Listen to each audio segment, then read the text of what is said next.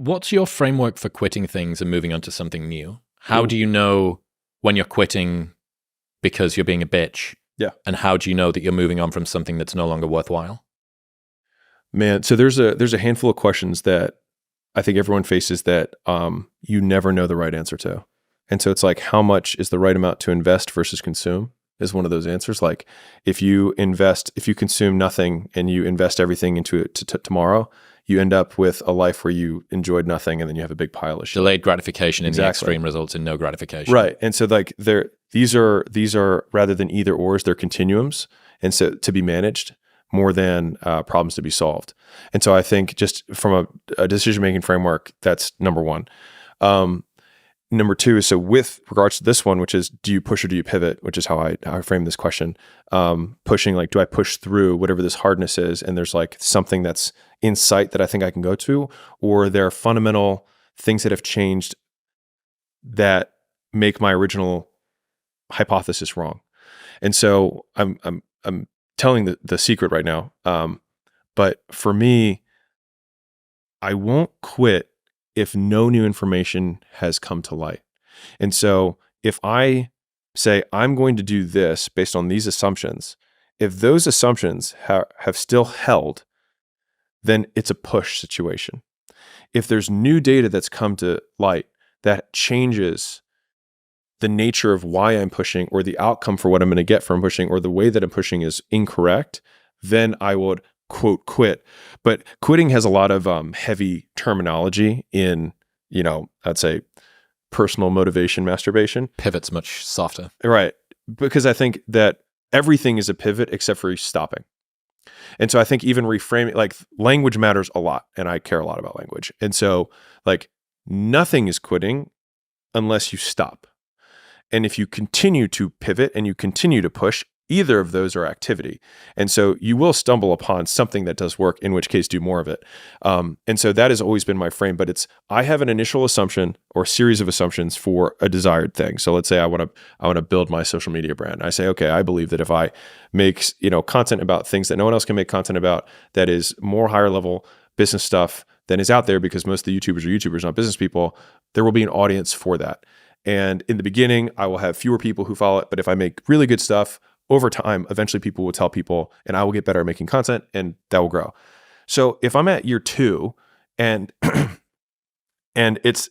thing is like, do I have leading indicators? And so like even in business stuff, like I don't need the outcome, but are there leading indicators that are telling me that I'm on the right path? And so identifying ahead of time, just like we have problems that we identify, like, okay, if we succeed, like, people are going to recognize you in the street, you're not going to be able to go out as much, or like all these are problems that I'm going to have to deal with. Cool, I'm willing to pay for those. But what are the things along the way that will tell me that even though I haven't achieved Mr. Beastdom, that I'm on the right path? And so I think having those little indicators allow you to keep taking steps towards the ultimate thing and continue to push.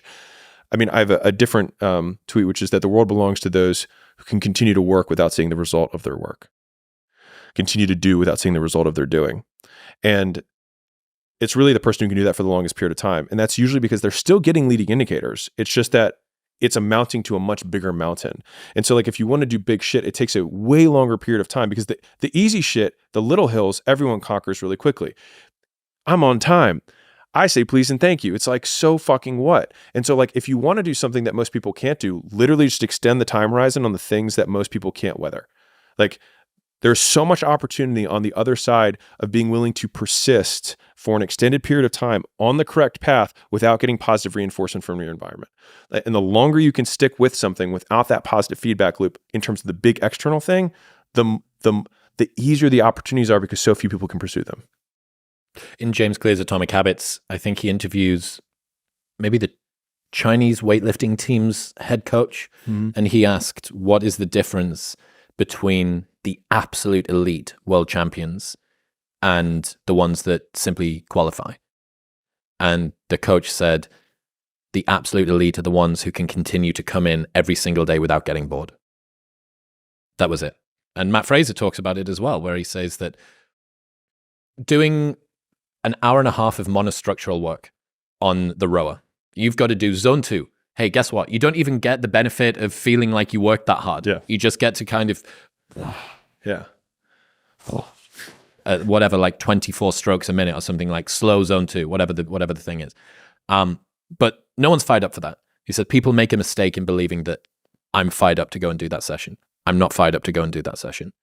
I just go and do that session. We have a saying, so there's a lot of people say like do the work. And in Gym Launch, and it's continued into our stuff today, but do the boring work is what we call it. And boring is what makes you rich. The boring activities, it's the double checking the emails. It's writing the follow-up sequence that you really don't feel like writing. And honestly, just getting it done will make you significantly more money than not getting it done. And so it's like, it's following with a lead from a month ago and just being like, hey, by the way, are you still interested in that thing? It's the stuff that you don't want to do. Like no one's like, I can't wait to follow up with these leads that haven't responded to the last 2 text messages I sent. But if you follow up to everybody, you will make more sales than if you don't. Presuming that it's an effective strategy, because Sure. there are ways that you can continue to chug away and do a thing with no positive reinforcement. But hey, guess what? That's the direction that you're supposed to be going in, and you're walking over there. Yeah. That's a push and pivot, right? Like if no one responds, then I would say I have 0 leading indicators. But if you have enough response rates, then it's worth the toil. But I mean, Michael Phelps talks about this too with swimming, like just laps after laps after, like he doesn't even have the variety of like different moves or different, like it's just laps, just sheer volume of work. And I call it the Rocky cutscene, and almost every successful person that I have ever encountered has gone through not a month or a year, but many years of doing work without reward, where they have to do things that other people find boring, and they have to sacrifice things that everyone finds interesting, that most people want to do during that entire season of their life. And they basically sacrifice a season of other things that they would prefer to do stuff that they would not prefer to do because of the one thing they want most. And that's the Rocky cutscene. And instead of lasting 5 minutes, it just usually lasts 5 or 10 years. You're going to lose sleep. You'll doubt whether it'll work. You'll stress to make ends meet. You won't finish your to-do list. You'll wonder whether you made the right call and have no way to know for years. This is what hard feels like, and that's okay. Everything worth doing is hard. And the more worth doing it is, the harder it is. The greater the payoff, the greater the hardship. If it's hard, good. It means no one else will do it. More for you. I think a lot of entrepreneurship and even personal growth is training yourself on how you respond to hard. Because in the early days, hard was, ooh, stop. This isn't good. This is a warning sign. This is a red flag. I should slow down, or I should stop, I should pivot. But the more I think about it as a competitive landscape, as I'm clear on what this path is supposed to look like, and these rocks and these dragons are things that I'm going to have to slay along the way to get the princess or get the treasure, I get happier about the harder it is because I know that no one else will follow. It's a selection effect. And I think if you can shift from this is hard to no one else will be able to do this, then it flips from being this thing that you're like, oh, poor me, to, oh, poor everyone else who's going to have to fucking try. Yeah. And I think that is so much more motivating as a frame for the exact same circumstance. Yeah, that's awesome. I was thinking a lot about the lonely chapter that we talked about the last time. That was the best, most powerful idea I think that we came up with. And if you see there basically being no shortcuts toward getting the thing that you want, there are ways to be more and less efficient. And there are ways to do things with more and less of a positive disposition, which can actually make the journey feel an awful lot easier. But ultimately, if you assume that largely everyone needs to go through the same challenges that you're going through, every single difficult thing that you do is kind of like a massive wall that you need to get over. And you go, wow, fuck, I'm so glad that I've got over that wall. And think about how many people are going to be selected out. It's like the Hunger Games, Think about how many other people are going to fall at that wall there. People only root for people who don't need it. Like the amount of times when I was on my lonely path where I was too different from the friends that I had, but not successful enough to be friends with the people that I wanted to be friends with. that's when you want people to root for you. That's when you want people to support you. Once you've already won, people are like, he's amazing, he's so good. But like, that's the time when you need it the least. And so you always have to be the person who roots for you before everyone else does. And it's usually a single clap in the auditorium for a very long period of time. It is a slow clap that's just you rooting for you. And that visual, I think, is one that you can kind of take, because it is, people struggle to do things alone. And the path of the exceptional person is one of an exception, which means that you are not with other people. And rather than fighting that or bemoaning it, see it as an indicator that you're on the right path.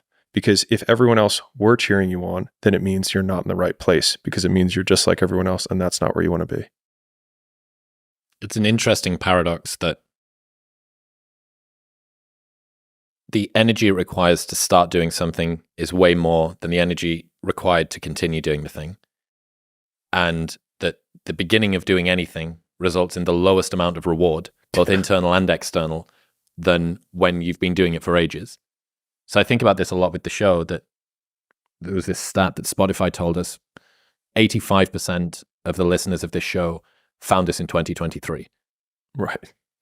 And I thought at the end of 2022, remembering at that point, I'd been on Rogan, we were at like 650K. We've got, we've been doing 550, 600 episodes deep. Yeah. Like I've got it. I've done the thing. Like this is me doing, if this isn't fucking doing the thing, I've moved to Austin, Texas. I've got an O1 visa. I've got like all the rest of this stuff. Jordan Peterson's been on twice. You've been on.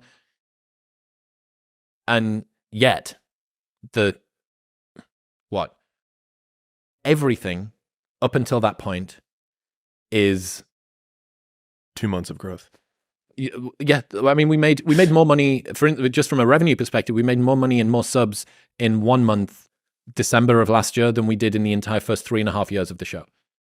So it's this odd paradox. And one of the things that you need to ensure, I've had this idea about protect your passion at all costs, because if you begin to hate the thing that you do, you negatively change your trajectory. And that means that at the time when you can benefit the most by every single unit of work, which is the later that you go, presuming that you continue to hit that upward trajectory, if you've completely killed any passion or desire to do the work in the early stages because you've not protected it appropriately, that can be by focusing on the wrong things, by not rewarding yourself, by not building it with people that care about you, by just not celebrating when you hit milestones, all of the things that actually help to keep you going. Or being a character. By the time you get to the stage where each unit of effort allows you to gain 1,000 or 1,000,000 of each of the things that it would have done at the very beginning, you've inverted the passion equation. It takes way more energy to start a thing than to continue doing a thing. And yet, in the beginning, the rewards are way lower than they are at the end. But if you don't protect your passion, your motivation is at its lowest when you are at your highest amount of efficiency in terms of returning your time put in. I think a hopeful message that anyone can think about who's in that hard period or in that start period is that it won't get harder. Like, this is the hardest part. And so if you can just make it through this, everything else is downhill. It's not that the things that the dragons are going to slay aren't going to get bigger. They are. But you become so much more equipped to slay them back. And you have so many more allies. You have people in the stands cheering for you. You have the audience. You have all of these other things that are behind you. But in the beginning, it's just you with a stick against a bear. And arguably, that fight is a harder fight to win than beating a dragon when you have a nuclear bomb and 6 nations behind you. And so it's not even like the size of the hardship. It's just also the resources and how few of them you have, and how so much of the beginning is literally burning the one thing you have, which is time, because you have no leverage. You don't have the money to pay other people to help you. You don't have the resources to go like get someone no one can learn it for you. It's like there's a lot of the things that we care about a lot. Like, no one can work out for you. It doesn't matter how much money you have. No one can learn skills for you. And so in the early days, like, it feels so painful because you're like, you look around to see who can help you, and then you're like, fuck, it's me again.